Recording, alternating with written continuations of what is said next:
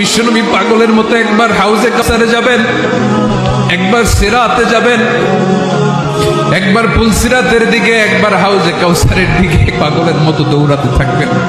তার কোনো গুনাহগার উম্মত যাতে জাহান্নামে ঢুকে না যায়, সেদিন কেউ সুপারিশ করতে পারবে না বিশ্বনবী ছাড়া।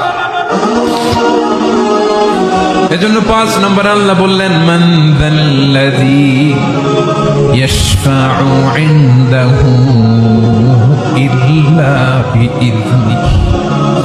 কার সাহস আছে, কার এত বড় বুকের পাটা কিয়ামতের কঠিন দিন আল্লাহর সামনে দাঁড়িয়ে সুপারিশ করবে? কারো ক্ষমতা, কারো ক্ষমতা নাই।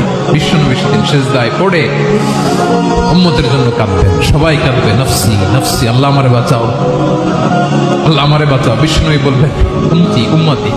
বিশ্বনবী আমার জন্য কাঁদবেন, আপনার জন্য কাঁদবেন, আমাদের জন্য সেদিন কেঁদে কেঁদে জাহান্নামের দরজায় দাঁড়িয়ে আমাদেরকে টেনে টেনে জান্নাতে ঢুকাবেন। এজন্যই বিশ্বনবীর ভালোবাসা যেন আমাদের হৃদয়ে ভরপুর থাকে। আমার ভাইয়েরা, প্রতি শুক্রবার বিশ্বনবীর উপরে বেশি বেশি যেন আমরা দুরূদ পড়ি। আমরা যখন বিশ্বনবীর সালাম দেই, দুরূদ পড়ি,